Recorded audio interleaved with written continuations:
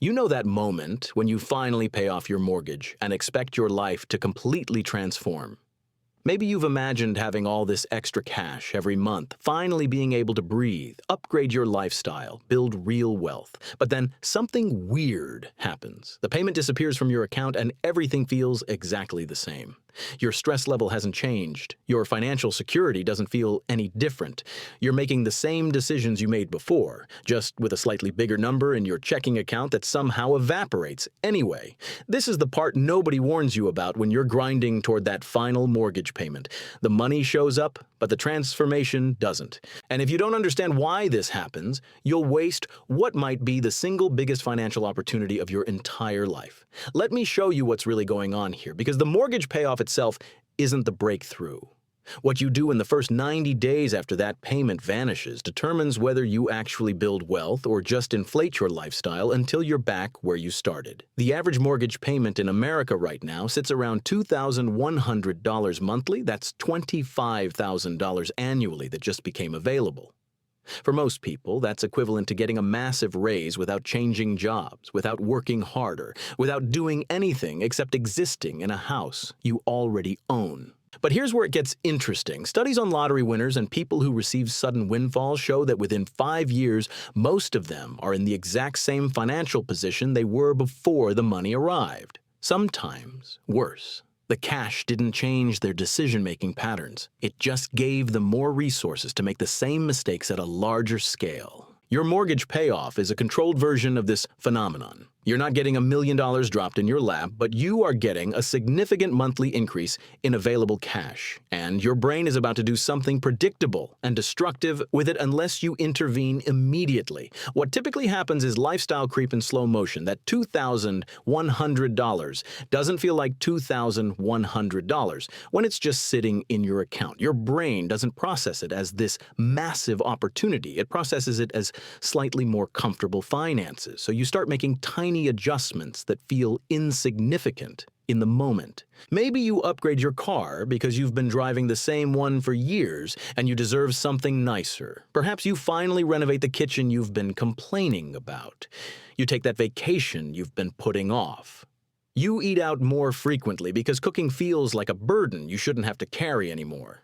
You subscribe to services you previously considered wasteful.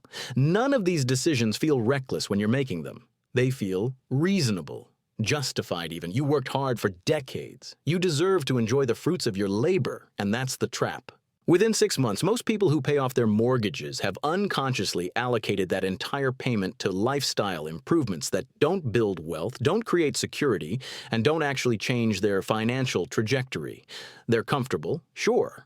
But they're not free, they're not building anything. They're just consuming at a slightly elevated level. The brutal truth is this: paying off your mortgage creates an opportunity, not a result. And opportunities have expiration dates. The question isn't whether you'll spend that money, you will. The question is whether you'll spend it on things that compound, or things that evaporate. Because there's a massive difference between those two paths, and most people can't see it until years later when they wonder where all that money went.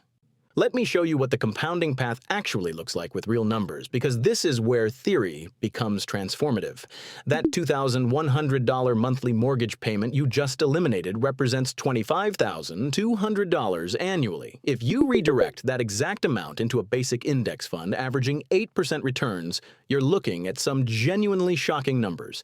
After 5 years, you'd have approximately $153,000. After 10 years, that grows to roughly $388,000.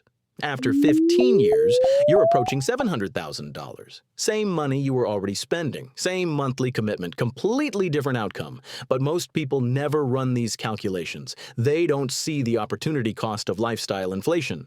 They don't realize that the slightly nicer car they just bought didn't cost $45,000. It cost $45,000 plus whatever that money would have grown into over the next decade. They traded potential financial freedom for immediate gratification that stops feeling gratifying after about 6 weeks.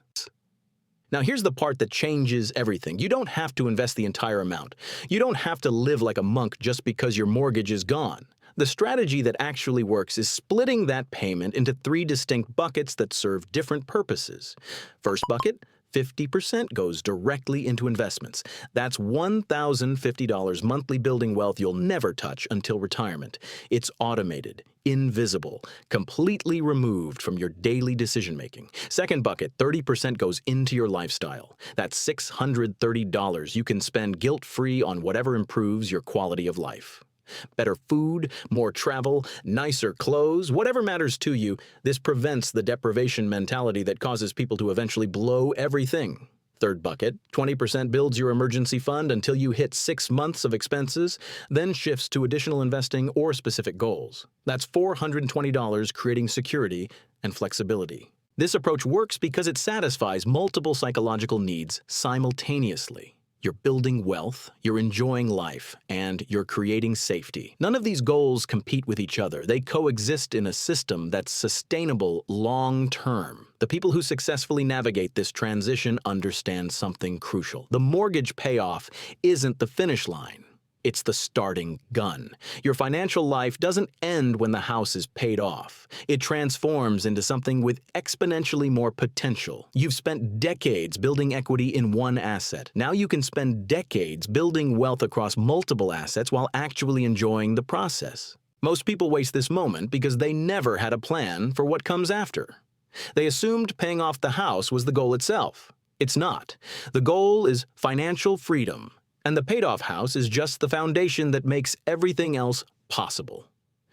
What you build on that foundation determines whether you actually achieve freedom or just slightly more comfortable captivity. If you're sitting on a paid-off mortgage right now, you have roughly 90 days before your brain normalizes this windfall and starts bleeding it into meaningless upgrades. The window closes fast. Build the system, split the payment, automate the investing. Everything you worked decades to achieve depends on what you do with this moment. Don't waste it on a kitchen remodel.